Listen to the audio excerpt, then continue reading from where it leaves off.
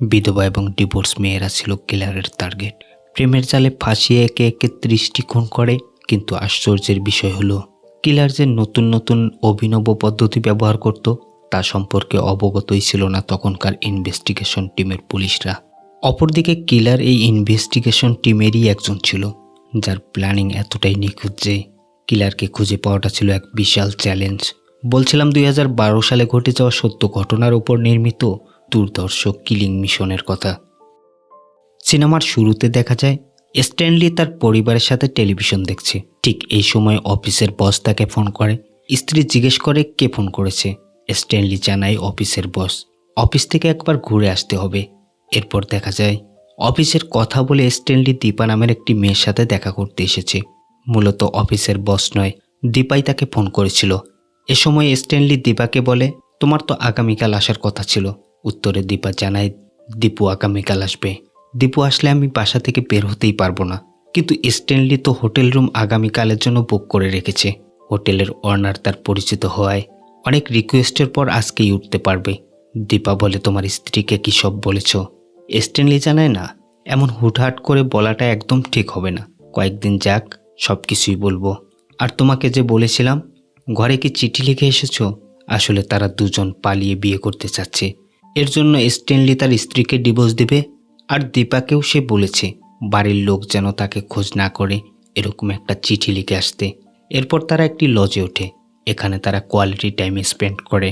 তখন দীপা বলে, বাবু মারা যাবার পর আমি দ্বিতীয় বিয়ের কথা কখনো ভাবিনি, কিন্তু তোমাকে দেখার পর কেমন যেন সব গন্ডগোল হয়ে গেছে। এ সময় টেলিভিশনে একটা নিউজ প্রচার হচ্ছিল, একজন ভাই প্রপার্টির জন্য তার ভাইকেই মেরে ফেলেছে। এটা দেখার পর দীপা আরও বলে, মানুষ এমনটা কিভাবে করতে পারে? স্ট্যানলি বলে, পৃথিবীতে এমন হাজারো মানুষ আছে, এমন আমি হাজারো নিউজ দেখেছি। সবাই তো আমাদের মতো নয়। কিছু কিছু মানুষ এমন সিচুয়েশনে পড়ে অন্যজনকে মারা ছাড়া তার হাতে কোনো উপায়ই থাকে না। দীপা কৌতূহলবশত জানতে চায়, তো তুমি কি কখনো কাউকে মেরেছ? স্ট্যানলি বলে, হ্যাঁ, আমি অনেক মানুষকে মেরেছি। দীপা তো ভেবেই নিচ্ছে সে তার সাথে মজা করছে। এবার স্ট্যানলি সব ডিটেলসে বলতে শুরু করে, আসলে আমার স্ত্রী এবং সন্তানকে নিয়ে আমি অনেক ভালোই আছি। আমরা যে গাড়িতে করে এখানে এসেছি, গাড়িটা আসলে আমার শ্বশুর দিয়েছে। এখন যদি তাকে ডিভোর্স দিয়ে তোমাকে বিয়ে করি, এটা তার প্রতি অন্যায় হবে। তোমার কি মনে হয়? তবে দীপা জানায়, তোমার কাছে যদি এটা অন্যায় মনে হয় তাহলে আমাকে ছেড়ে দাও, আমি চলে যাব। স্ট্যানলি বলে, তুমি যদি চলে যাও তোমাকে মারার যে মজা সেটা আমি মিস করব। দীপার কৌতূহল আরও বেড়ে যায়। দীপা জানতে চায় কিসের মজা। স্ট্যানলি বলে, তোমার হাতে যখন কোনো মশা বসে তাকে মারার যে আলাদা ধরনের মজা। মুরগিকে যেমন কাটা হয় খাওয়ার জন্য, সেখানেও অন্যরকম মজা। যদি কাউকে সাপ কামড়াতে আসে তাকে মারতে অন্য একটা ফিলিংস। যত রিস্ক তত মজা। তবে সবথেকে বেশি মজা হলো মানুষকে মারা। দীপিকা এই কথাগুলো সিরিয়াসলি নিচ্ছিল না। বলে, তুমি কি বলছো? তুমি কি আমাকেও মারতে চাও নাকি? আমি আমার জীবনকে অনেক ভালোবাসি। তুমি যদি আমার থেকে চলে যেতে চাও আমাকে ছেড়ে দিও, মেরো না। আর যদি তুমি আমাকে মারতে চাও আমি কি চুপচাপ বসে থাকবো নাকি? কথায় কথায় স্ট্যানলি দীপার ওড়না দিয়ে দীপার গলাতে পেঁচিয়ে নেয় আর বলে, মানুষকে মারা তো অনেক ইজি, তুমি বুঝতেও পারবে না। এখনও দীপা মনে করতেছিল স্ট্যানলি হয়তো তার সাথে মজাই করছে, কিন্তু দেখতে দেখতে স্ট্যানলি দীপাকে সত্যি সত্যিই মেরে ফেলে। লাশটি গাড়িতে করে শহর থেকে অনেক দূরে ফেলে আসে। সিন চলে যায় ত্রিবান্তপুরমে। সময়টা 2012। একজন ব্যক্তি থানাতে আসে। এসিপির কাছে জানতে চায় কোট্টাইকোনাম গ্রামের এখন কি অবস্থা। এসিপি বলে, সব কিছু আমাদের কন্ট্রোলে। তবে সেই ব্যক্তি কোনো সোর্সের মাধ্যমে জানতে পেরেছে কোট্টাইকোনামে আবার দাঙ্গা শুরু হতে পারে। কেরালার কোট্টাইকোনাম পুলিশ স্টেশন বাইরে গ্রামের অনেক লোক দাঁড়িয়ে আছে। মূলত এই গ্রামে মুসলিম এবং হিন্দুদের মাঝে কিছুদিন থেকে দাঙ্গা চলছে। এই দাঙ্গাটা থামানোর জন্য স্পেশাল অফিসার জয়কৃষ্ণকে নিয়োগ দেওয়া হয়েছে। জয়কৃষ্ণকে সবাই বাস বলেও জানে। আসলে বাস পাখির মতো দৃষ্টি তার। ডিপার্টমেন্টের অনেক কঠিনতম কেস সলভ করেছেন তিনি। জয়কৃষ্ণ থানার ইন্সপেক্টরের কাছে দাঙ্গার রিপোর্টগুলো দেখতে চায়। ইন্সপেক্টর তো প্রথমে মনেই করে নিয়েছিল কোনো রিপোর্টার হবেন, এজন্য তাকে গুরুত্বই দিচ্ছিল না। যখন জয়কৃষ্ণের পরিচয় পায় তখন এই গ্রামের দাঙ্গা সম্পর্কে ডিটেলস বলে। সে বলে, স্যার, দাঙ্গা আসলে এই 3 জন ব্যক্তিকে নিয়েই সূত্রপাত। এর নাম হলো বিমল, মিলিটারিতে কাজ করে। লোকমুখে শোনা যায় তার বোন ইউসুফ নামের একজন মুসলিম ছেলের সাথে পালিয়ে গিয়েছে। এরপর বিমল ছুটিতে এসে ইউসুফের বাড়িতে আক্রমণ করে, কিন্তু তখন ইউসুফ বাড়িতে ছিল না। যখন ইউসুফ জানতে পারে তার বাড়িতে হামলা হয়েছে, সে আবার বিমলের উপর আক্রমণ করে। এখান থেকেই সূত্রপাত।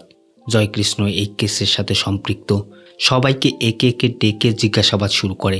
সবাই সবার পয়েন্ট অফ ভিউ থেকে পুলিশকে জানায়। ইউসুফ এবং বিমলের বোন পালানোর সময় এক পূজারি দেখেছিল। তার কাছে যখন জানতে চাওয়া হয়, সে বলে, আমি তাদেরকে মার্কেটে দেখেছি, তবে পুরোপুরি দেখিনি, এক সাইড থেকে দেখেছি। আমার মনে হচ্ছিল সেটা ইউসুফ হবে। লোকাল থানার পুলিশ অফিসার কেসটা তেমন ফলো আপ করেনি। জয়কৃষ্ণ তার কাছে জানতে চাইলে সে বলে, বিমলের বোন ঘরের মাঝে চিঠি লিখে পালিয়েছিল। আপনি তো জানেন স্যার, দুজনেই অ্যাডাল্ট, এসব ব্যাপারে আমরা কী বা করতে পারি। তবে আমরা সাইবার সেলে ইনফর্ম করে দিয়েছি। প্রাথমিক ইনভেস্টিগেশন শেষে জয়কৃষ্ণ বিমলের ফ্যামিলির সাথে দেখা করে। স্পেশালি বিমলকে বলে, দেখো, আমি সকল রেকর্ড চেক করেই বলছি, তোমার বোন যেদিন পালিয়েছে তারপর থেকেই তার ফোনটি বন্ধ। পালানোর আগে রেগুলার একটি নাম্বারে কথা বলতো, আর সেটা তামিলনাড়ুর আতুরে, এটা ইউসুফ নয়। বিমল বলে, পূজারি তো আমার বোনের সাথে ইউসুফকে দেখেছিল। ইন্সপেক্টর জানায় পূজারি ইউসুফকে নয়, অন্য কাউকে দেখেছে। কল রেকর্ড অনুযায়ী ইউসুফ তখন কোট্টাইকো নামে ছিল। লড়াই তুমি শুরু করেছ, এখন চুপচাপ থাকো, যা করার আমি করব। কিন্তু বিমল নাছরবান্দা, যে তার বোনকে নিয়ে পালিয়েছে, যে কোনোভাবেই তার প্রতিশোধ সে নিবেই। এ সময় থানার একজন পুলিশ বিমলকে ফোন করে জানায়, তোমার বোন যে নাম্বারে কথা বলতো তার নাম স্টিফেন। স্টিফেনের অ্যাড্রেসটিও টেক্সট করে দেয় বিমলকে। বিমল এবং তার বন্ধুরা স্টিফেনের গ্রামের দিকেই যেতে শুরু করে। অপরদিকে জয়কৃষ্ণ এবং আনন্দ স্টিফেনকে জিজ্ঞাসাবাদের জন্যও আসতেছে। পুলিশ স্টিফেনকে ধরার আগেই বিমল স্টিফেনকে ধরে ফেলে, একটি নির্জন গোডাউনে তুলে নিয়ে যায়। প্রচুর মারধর করতে শুরু করে।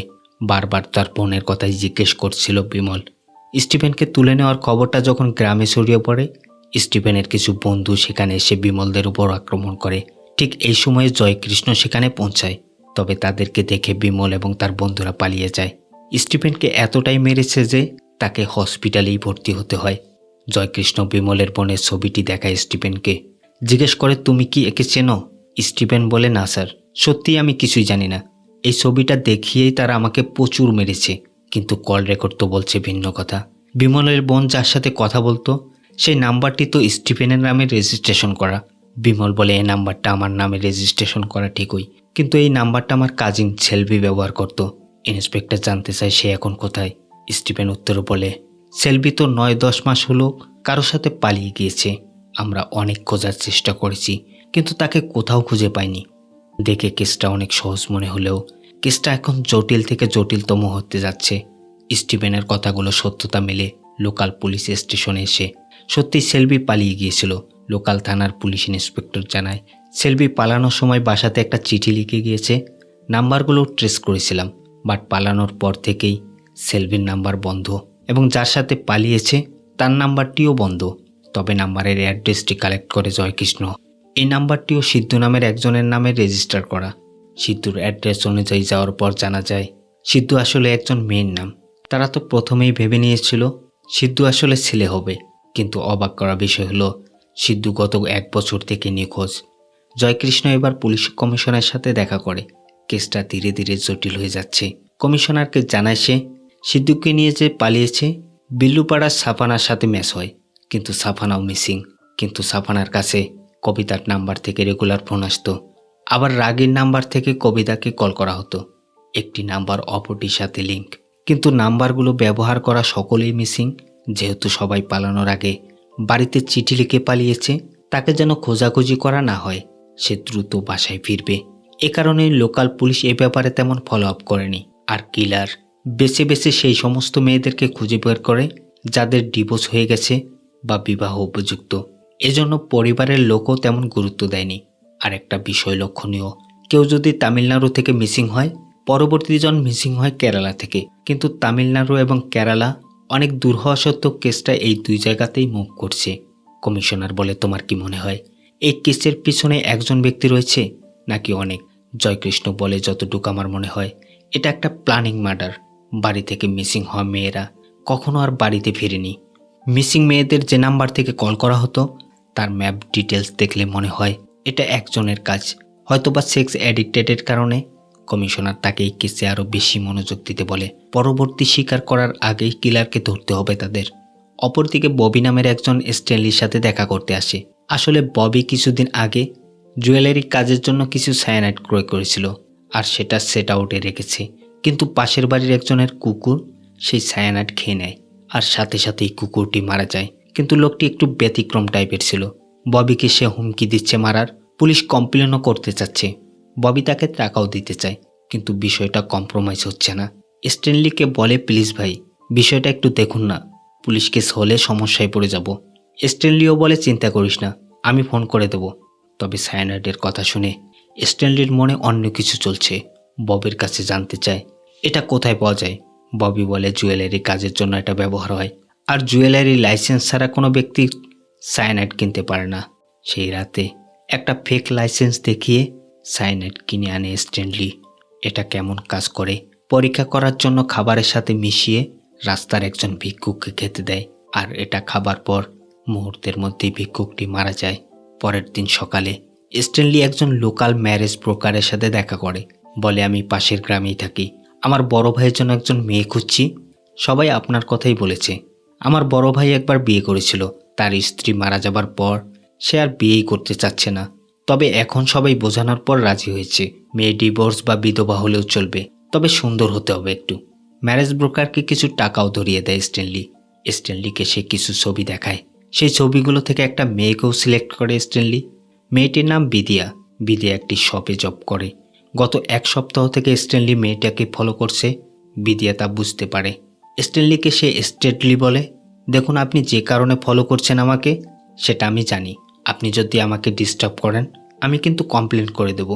স্ট্যানলি বলে, আপনি যেমনটা ভাবছেন তেমনটা নয়। বলতে বলতে বিদিয়া চলে যায়। এরপর স্ট্যানলি জঙ্গলে ঘেরা একটি বাড়িতে আসে। স্ট্যানলি মাঝে মাঝে এখানে আসে। দেখা যায় ডায়েরিতে সেই বিদিয়ার ছবি আঁকছে। স্ট্যানলি কাউকে মেরে ফেলার পর এই ডায়েরিতে তার স্কেচ এঁকে রাখত, অর্থাৎ তার প্রেমের জালে ফাঁসিয়ে বিদিয়াকেও সে ইতিমধ্যে মেরে ফেলেছে। ম্যারেজ ব্রোকারের কাছ থেকে পাওয়া ছবিগুলো থেকে পরবর্তী টার্গেট বেছে নেয়। স্ট্যানলি বিধবা, ডিভোর্স, অনাথ বা যাদের বিয়ের বয়স হয়েছে সেই সব মেয়েদেরকেই টার্গেট করত। তার এই অপকর্ম চলতেই থাকে। কোনো মেয়েকে সিলেক্ট করার পর তাকে ফলো করতে শুরু করে। স্ট্যানলি কাউকে বা বলে, আমার ডিভোর্স হয়ে গেছে, কাউকে বা বলে, আমার স্ত্রী মারা গেছে। এভাবে সুন্দর সুন্দর কথা বলে প্রেমের জালে ফাঁসিয়ে হোটেল অবধি নিয়ে যায় মেয়েদের। নিজের উদ্দেশ্য হাসিলের পর সায়ানাইড মিশানোর ট্যাবলেট দিত খাওয়ার জন্য। সে বলতো এটা প্রেগনেন্সি নষ্ট করার ট্যাবলেট। এই ট্যাবলেটগুলো দূরের কোনো বাস স্ট্যান্ডের পাবলিক টয়লেটে গিয়ে খেতে বলতো মেয়েদের। আর ট্যাবলেটগুলো খাবার পর টয়লেটের মাঝেই সবাই মরে পড়ে থাকতো। অনেক দূরে হওয়ার কারণে পুলিশও লাশগুলোর ওয়ারিশ খুঁজে পেত না। এভাবে স্ট্যানলি মেয়েদেরকে তার শিকার বানাতো। মেয়েটি মারা গেছে কিনা তা শিওর হওয়ার জন্য পরবর্তী দিন পত্রিকার জন্য অপেক্ষা করত। এদিকে জয়কৃষ্ণ একটি নাম্বারের সূত্র ধরে ইনভেস্টিগেশনের জন্য যায়। এই নাম্বারটি ছিল সরোজা নামের একজনের নামে রেজিস্টার করা। সরোজার ছেলে বিজু বলে, নাম্বারটি আমার মায়ের, কিন্তু অনেক দিন আগে নাম্বারটি মোবাইল সহ হারিয়ে গিয়েছে, আর মোবাইলটি পুরাতন মডেল হওয়ার কারণে থানাতেও কমপ্লেন করেনি। জয়কৃষ্ণ জানতে চায়, তোমার পরিবার থেকে কোনো মেয়ে কি মিসিং হয়েছে? বিজু বলে, না। এ পর্যন্ত যতগুলো নাম্বার পাওয়া গিয়েছে সবাই তো ছিল মিসিং, কিন্তু এবারের ব্যাপারটা ছিল একটু ভিন্ন রকম। বিজুর কথা বিশ্বাসও করা যায়, হয়তোবা চুরি হওয়া মোবাইলটি কোনোভাবে কিলারের হাতে পড়েছে, আর কথা বলার জন্য কিলার এরকম ফোনই ব্যবহার করত। এদিকে আবার কোট্টাইকো নামে বিমলার ফোন কয়েক মিনিটের জন্য অন হয়েছে। এখান থেকে কোনো ক্লু পাওয়া যেতে পারে। এদিকে স্ট্যানলি নতুন শিকারের খোঁজে ব্যস্ত। প্রতিটি শিকারের পর স্ট্যানলি মোবাইল ফোনগুলো সুইচ অফ করে দেয় কেসের ডিটেলস নিয়ে আলাপ করার জন্য। সেদিন জয়কৃষ্ণ কমিশনের সাথে দেখা করে। আবার তামিলনাড়ু থেকে কোনো মেয়ে মিসিং হওয়ার পর পরবর্তীতে মিসিং হয় কেরালা থেকে। যদি আমরা তামিলনাড়ুর কোনো একটা পুলিশ অফিসারকে এই কেসে ইনভলভ করি তাহলে অনেক হেল্প হবে আমাদের। জয়কৃষ্ণর কথা মতো কমিশনার একজন দক্ষ অফিসার এই কেসে কাজ করার জন্য নিয়োগ দেয়। এখানেই দেখা যায় মূল টুইস্ট। এই পুলিশ অফিসার অন্য কেউ নয়, স্ট্যানলি। হ্যাঁ বন্ধুরা, এটা যেন যে সরিষা দিয়ে ভূত তাড়ানো হবে সেই সরিষাতেই ভূত। এখানে ছোট্ট একটা ফ্ল্যাশব্যাক দেখানো হয়। স্ট্যানলি একটি মেয়েকে তার প্রেমের জালে ফাঁসিয়ে হোটেলে রাত কাটানোর পর একটি বাস স্ট্যান্ডে নিয়ে আসে। সবার মতো মেয়েটিকেও সায়ানাইড মেশানো ট্যাবলেট খাওয়ার জন্য টয়লেটে পাঠায়। প্রেজেন্ট সিনে স্ট্যানলি সহ জয়কৃষ্ণ একটি নাম্বার নিয়ে ইনভেস্টিগেশন করছে। তারা একটি গ্রামের দিকে যাচ্ছে। স্ট্যানলির মুখে শুদ্ধ মালায়ালাম কথা শুনে জয়কৃষ্ণ জিজ্ঞেস করে, আপনি তো অনেক সুন্দর মালায়ালাম কথা বলতে পারেন। স্ট্যানলি বলে, আম্বলির অধিকাংশ এরিয়া তামিলনাড়ু এবং কেরালার বর্ডারে। আমার বাসা হলো আরানিতে। Arani আম্বলির main junction. আর আরানিতে অনেক মালায়ালাম পরিবার থাকে। সেখান থেকেই আমার শেখা। কথায় কথায় জানা যায় স্ট্যানলি পূর্বে স্পেশাল ব্রাঞ্চে ছিল। রিজয়েনের সময় কমিশনারকে বলে এই কেসে সে নিজেই ইনভলভ হয়েছে। জয়কৃষ্ণকে বলতে শোনা যায়, এই কেসের একটা প্যাটার্ন রয়েছে। নিখোঁজ হওয়া মেয়েদের ফোন 2-1 দিনের মধ্যেই অন হয়। আবার সেই নাম্বার থেকে অন্য একটা মেয়েকে ফোন করা হয়। স্ট্যানলি রিসেন্ট যে মেয়েকে মেরেছে সেই ফোনটা তার কাছেই ছিল। ফোন নাম্বার ট্র্যাক করছে এমন শুনে মোবাইলটা সে দ্রুত ভেঙে ফেলে। কয়েকদিন আগে শাহানা নামের একজন মেয়ে বাড়ি থেকে পালিয়েছিল। মেয়েটির মোবাইল ফোনটি যেখানে সুইচ অফ হয় তার ঠিক 2 দিন পর বাস স্ট্যান্ডের টয়লেটে তার বডি পাওয়া গেছে, আনআইডেন্টিফাইড। মেয়েদেরকে কিলার অনেক দূরে নিয়ে গিয়ে মারত। এ কারণেই পুলিশ তাদের পরিবারদের খুঁজেই পেত না। ছবি ম্যাচ করার পর কনফার্ম হয় এটা শাহানার বডি ছিল। শাহানার পোস্টমর্টেম করা ডক্টর থমাসের সাথে কথা বলতে আসে জয়কৃষ্ণ। ডক্টর থমাস বলে মেয়েটির পেট থেকে অনেক দুর্গন্ধ বেরোচ্ছিল। বডিটির পাশে কিছু পড়ে থাকা ট্যাবলেটও পাওয়া যায়, আর ট্যাবলেটগুলো সায়ানাইড মিক্সড করা ছিল। মেয়েটি সায়ানাইড খেয়েই মারা গেছে। কিন্তু এখন প্রশ্ন হলো, কিলার মেয়েদেরকে মারছে কেন? ডক্টর জানায় কিলার হয়তো সাইকোপ্যাথ। অপরদিকে স্ট্যানলি নিজের ইচ্ছে মতোই এই কেসে ইনভলভ হয়েছে, যাতে সে জয়কৃষ্ণের প্রতিটি পদক্ষেপ পূর্ব থেকেই জানতে পারে। এ পর্যন্ত 11টি বডি পাওয়া গেছে। সবগুলোর মৃত্যুর প্যাটার্ন একই রকম ছিল। কেসটা খুবই সেন্সিটিভ ছিল। কমিশনার সাবধান করে দেয় জয়কৃষ্ণকে এই নিউজটা যেন কোনোভাবেই বাইরে না যায়। এদিকে কন্যাকুমারীতে আরেকটি বডি পাওয়া গেছে, চিত্রা নামের একটি মেয়ের। বডির পাশেই কিছু উপকরণও পাওয়া গেছে যা ফরেনসিক টিম কালেক্ট করেছে। ফরেনসিক ডক্টর একটি সেফটি পিন সম্পর্কে বলে, যা বডির পাশে পাওয়া গেছে। এরকম সেফটি পিন শুধু ইউনিফর্মের নেমপ্লেট লাগানোর জন্যই ব্যবহার হয়। তাছাড়াও কিলার সায়ানাইড ট্যাবলেট মোড়ানোর জন্য ডায়েরির অর্ধেক পেজ ব্যবহার করেছে। এরকম ডায়েরি শুধু পুলিশদেরকেই দেওয়া হতো। এই ডায়েরির পেজটি দেখে কনফার্ম হয়ে যায় কিলার কোনো সাধারণ মানুষ নয়, নিশ্চয়ই সে পুলিশ ডিপার্টমেন্টের কেউ একজন হবে। প্রথম মিসিং কেস ফাইল হয় তামিলনাড়ুতে, আর সে সময়ে ডিউটিরত সিনিয়র জুনিয়র সকল অফিসারের ডিটেলস কালেক্ট করে জয়কৃষ্ণ। ডিটেলসগুলো হাতে পাওয়ার পর জয়কৃষ্ণ আনন্দকে বলে, এ সকল অফিসারদের নাম্বার নিয়ে একটা পজিশন ম্যাপ বানাও, আর যখন ক্রাইম হয়েছে এই নাম্বারগুলোর সাথে সেই সময়ের ম্যাচ করে দেখো। মারা যাও মেয়েদের নাম্বার এবং এখানকার একটি নাম্বার একই পজিশনে দেখাবে। এ সময় সাইবার থেকে ফোন আসে। একজন ব্যক্তি জয়কৃষ্ণকে জানায়, আপনার কথা মতো নিখোঁজ হওয়া মেয়েদের বন্ধ নাম্বারগুলো আমরা ট্র্যাক করছিলাম। কিছুক্ষণ আগে একটি মেয়ের নাম্বার অন হয়েছে। দ্রুত তারা সেই নাম্বারের লোকেশনে যাওয়ার জন্য বেরিয়ে পড়ে। লোকেশন অনুযায়ী তারা একটি পুলিশ কোয়ার্টারের সামনে আসে। লোকেশন দেখে এক্স্যাক্টলি বোঝা যাচ্ছিল না কত নম্বর ফ্লোরে ফোনটি রয়েছে। সেই নাম্বারে কল করার পর ফোনের রিংটোনের সাউন্ড তাদের কানে আসছিল। রিংটোন অনুসরণ করে নিচতলার একটি রুমে যায়। এখানে কনস্টেবল মানি থাকতো। বিছানার নিচ থেকে মোবাইলটি পাওয়া যায়। এর কিছুক্ষণ পর স্ট্যানলিকেও দেখা যায় সেখানে। আসলে স্ট্যানলি এই কোয়ার্টারের উপরের তালাতেই থাকে। জয়কৃষ্ণ স্ট্যানলিকে বলে, আমরা যে ফোনটি ট্রেস করছিলাম সেটা এখানেই পাওয়া গেছে। প্রবাবলি মানি খুনি। স্ট্যানলি বলে, মানি আমার পরিচিত, সে তো এমন কাজ করতেই পারে না, সে অনেক ভালো লোক। সব কিছু জেনে অবুঝের মতো ভান করছে স্ট্যানলি। এদিকে আবার মানিকে খুঁজেও পাওয়া যাচ্ছে না। আজ ডিউটিতেও যায়নি। সকাল 9টার দিকে বাসা থেকে বেরিয়েছে আর ফেরেনি। আর ফিরবেই বা কীভাবে? এই কেসটা যেন মানির দিকে ঘুরে যায়। এজন্য স্ট্যানলি সকালেই মানিকে মেরে ফেলেছে আর মোবাইলটি মানির বাসাতেই গোপনে রেখেছে। তবে পুলিশের মতে মানিকে ধরতে না পারলেও কেসটা এখন সলভ। এজন্য কমিশনার জয়কৃষ্ণকে বলে, এখন তুমি এই কেসটা ছেড়ে দিতে পারো। আমরা তো অনেক চেষ্টা করলাম, কিন্তু মানিকে তো ধরতেই পারলাম না। তবে জয়কৃষ্ণের কথায়, কিভাবে ছাড়ব স্যার? এত বড় একটা সিরিয়াল কিলারকে আমরা কিভাবে ছেড়ে দেব? খুন করা তার একটা নেশা হয়ে গেছে। আমার মনে হয় মানি এখনও বেঁচে আছে। তাকে না থামালে একের পর এক খুন করতেই থাকবে সে। রাতের বেলা দেখা যায় স্ট্যানলি তার ডায়েরিতে মানির স্কেচ ড্র করছে। এ সময় স্ট্যানলি সম্পর্কে কিছু তথ্য জানানো হয়। স্ট্যানলির দাদু ছিল শিকারী। সে শিকার করার সময় স্ট্যানলিকেও সাথে নিত। স্ট্যানলির দাদু মারা যাবার পর স্ট্যানলি নিয়মিত শিকার করত একাই। এটা যেন তার নেশাতে পরিণত হয়। জানোয়ারদের নির্মমভাবে মেরে স্ট্যানলি যেন অন্যরকম একটা মজা পেত। ঘটনার মোড় নেয় তখনই, যখন গভর্নমেন্ট শিকার করা একেবারে ইলিগ্যাল করে দেয়। এরপর নিজের আত্মতৃপ্তির জন্য স্ট্যানলি মেয়েদেরকে মারতে শুরু করে। খুন করা তার অ্যাডিকশনে পরিণত হয়। ডিপার্টমেন্টের সবাই এখন মানিকে খুঁজতে ব্যস্ত। অপরদিকে কিলিং প্যাটার্ন চেঞ্জ করার জন্য স্ট্যানলির নতুন প্ল্যানিং করছিল।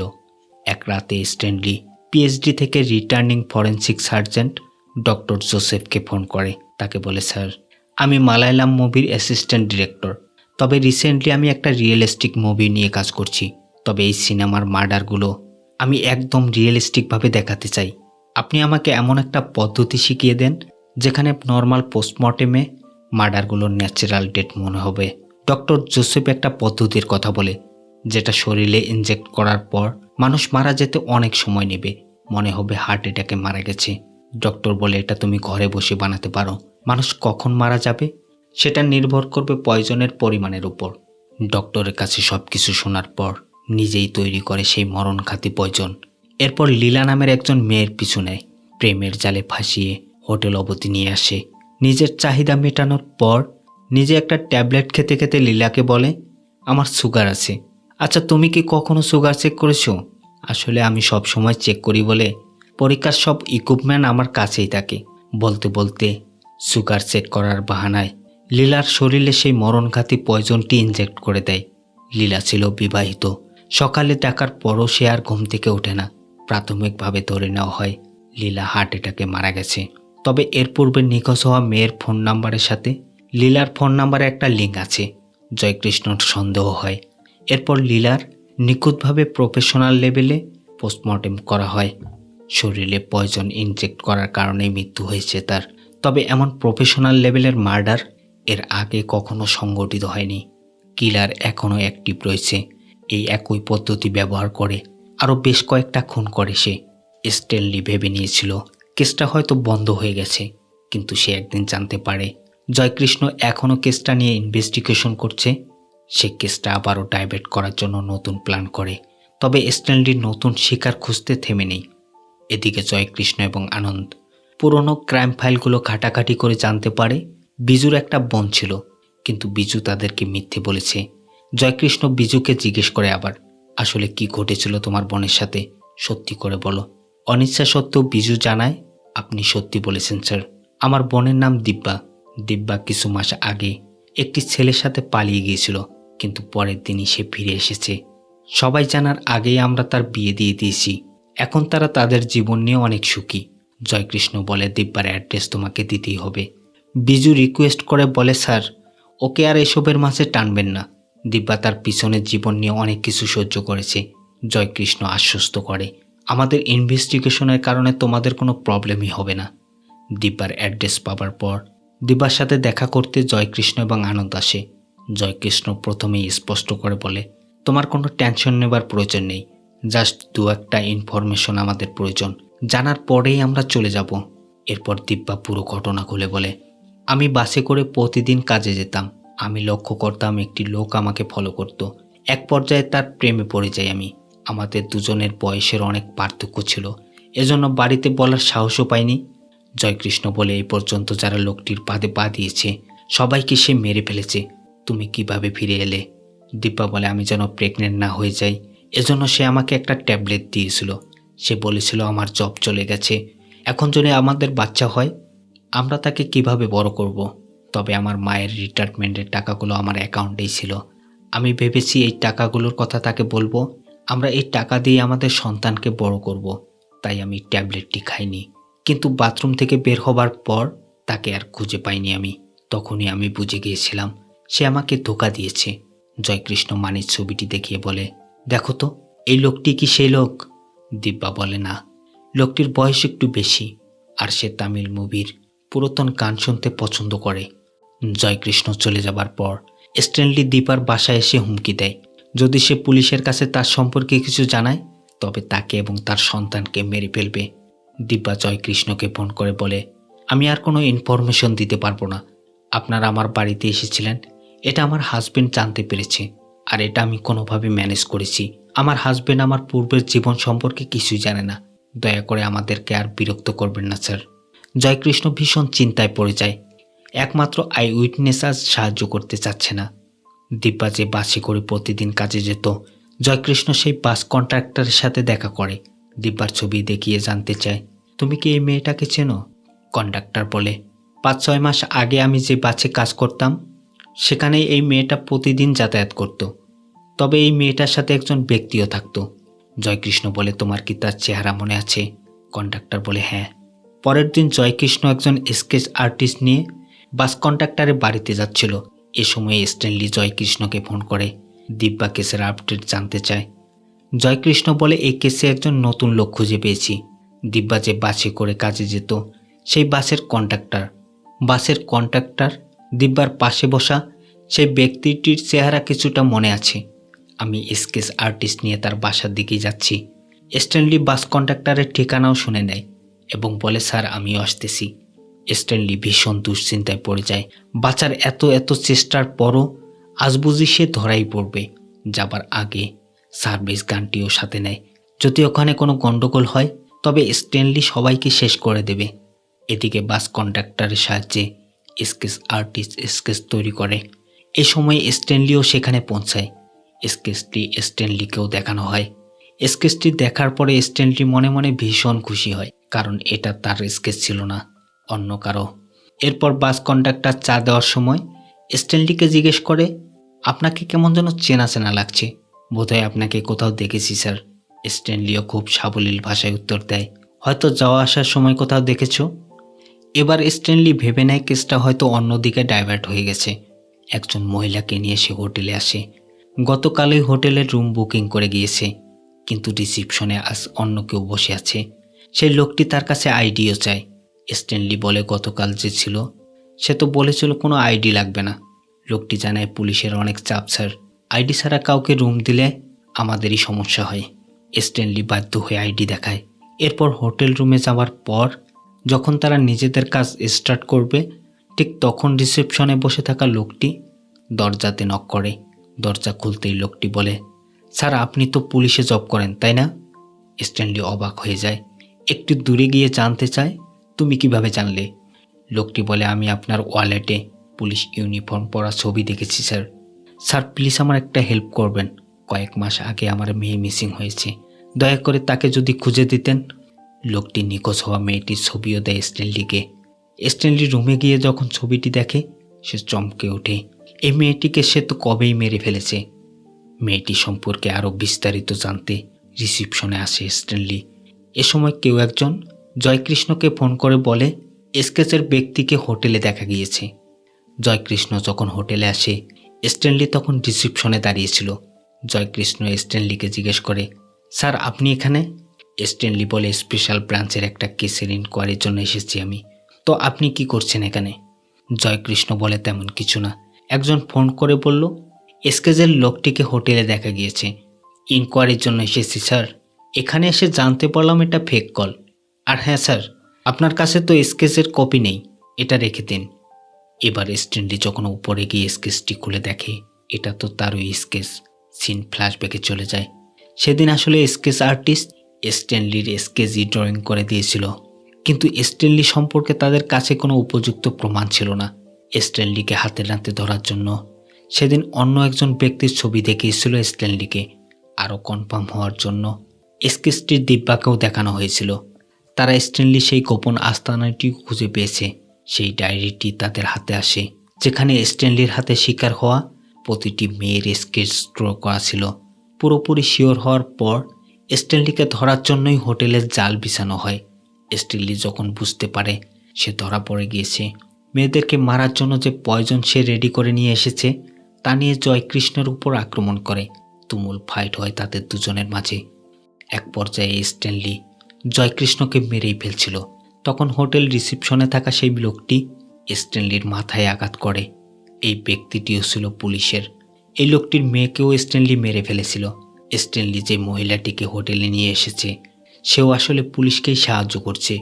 এত বড় ক্রিমিনালকে বাঁচিয়ে রাখার থেকে মেরে ফেলা অনেক ভালো। জয়কৃষ্ণ তাকে মেরে ফেলে, লাশটি এমন জায়গায় পুঁতে রাখে যার খোঁজ কখনো কেউ পায় না। আবার নিজেরাই স্ট্যানলি নিখোঁজ হবার পোস্টাল সহ জুড়ে ছড়িয়ে দেয়।